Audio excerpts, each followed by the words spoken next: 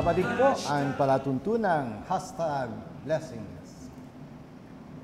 Ako, Father Mar, ang ganda ng ating discussion no, kanina. Lalo na sa atraksyon ng mundo, di ba? No? Sabi nga, yung mga advertisers, no, gagasto sila para ibenta ang produkto. At pag binenta nga nila yung produkto, ang binebenta, yung mundo. At itong dinodiyos ng maraming tao, lalo na ng kabataan. No? Hindi ba kayo, mga exposed kayo sa mundo dahil sa world of work ninyo? No? Pero maganda itanong, no? Bakit sa gitna ng atraksyon ng mundo, eto kayo nagse-serve kay God?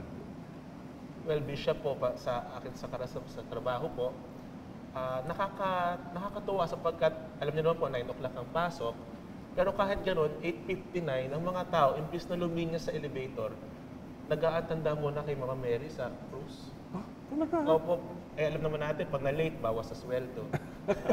Pero kumbaga, they know how to commit themselves first to the persons or to the God. Ika nga. So siguro po, nandun po, papasok po dun yung kung saan ka nagmulang komunidad. Okay. Pangalawa po, yung turo po ng mga magulang at mga kaibigan nyo. No, hindi lang po yung social media. So, dun po papasok. So parang sinasabi mo, Jared, no, nakikita mo kahit ito na yung mundong ginagalawan mo, nakikita mo na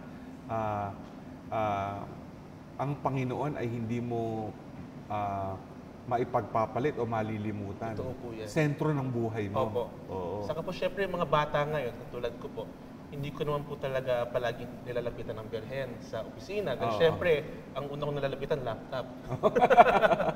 Pero dahil nga ang mga bata ngayon mahilig sa peer pressure, nagiging maganda po yung peer pressure sa akin. Kaya every morning, bago ko pumunta sa aking cubicle, talagang pupunta muna ako sa birhen at sa crucifix para magdasal, para sa ating, kumbaga, maging maganda ang araw. Maganda yun, ano? Parang number one pa rin si Lord, di ba? At nakikita mo na si Mama Mary, parte pa rin ng ating buhay, no? Companion sa faith, no? O ikaw naman? Ako po bilang isang accounting officer, doon mo kasi makikita yung gaano kahirap, ka-pressure, lalo na kung gagawa ka ng financial statement. Tapos kukompute ka ng net income ng company, sobrang nakakasakit po talaga ng ulo yon. So bilang isang, siguro dahil lumaki ako na nagsiserve kay God, natutunan ko sa sarili ko na bago ako gumawa ng mga bagay na dapat kong gawin sa trabaho, nagdadasal muna ako sa Kanya na at least kahit papano magawa ko yung responsibility ko, maging maayos yung trabaho na gagawin ko. And then, kagaya po doon sa trabaho ko na sobrang nakaka-pressure, andyan po yung deadlines, lalo na pag tax season, so kailangan po talaga doble kayod. So para sa akin, pinagpapahinga ko yung sarili ko, lalo na pag sobrang drain na, nakakawala po ba ng panahon para mag-isip pa lalo. So sa akin, mas nagdadasal muna ako para at least i-guide niyo ulit ako, bigyan nila ulit ako ng energy para magawa ko hanggang sa matapos yung araw. Ganun. Ganda, no? Parang prayer sustains, di ba? Yun ang nagsusustain sa atin. No? Magandang mabigyan diin yan, no? Kasi kayo, nag-aral na, ngayon nagtatrabaho na, di ba? Pero nagiging maliwanag, yung kinamulatan nyo sa inyong pamilya, maaaring sa paaralan, dala-dala ninyo, mahalaga pala yun. Mahalaga. At yun ang magiging daan para maging klaro sa inyo na ang mahalaga, ang pinakamahalaga ay ang Diyos. Tama po.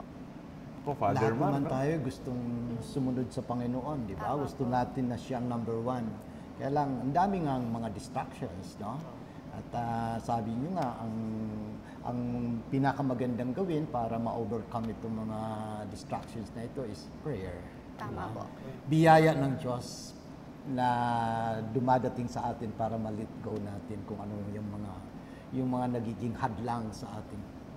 Kaya nga lumalabas dito, talagang sa bandang huli, sinasabi nga din sa Ebanghelyo, ba't ka mag-aalala? Why worry? Di ba? Sa totoo lang, kung Diyos ang number 1 sa iyong buhay, hindi ka dapat mag-alala. Ano man ang ginagawa mo, kahit pressured ka, kailanman ang Diyos nandyan. Hindi ka pababayaan, nandyan at gagabayan ka at lakas ng iyong loob. Pag nag-aalala, Bishop, ano yung Nakalimutan na ba ang iyong ano dahil sa nawalan kang dede, di ba? Okay. Sana may 1 minuto pa. At, Hindi, sumisignal na eh. kaya- Sumisignal naman si na bossing eh. Okay.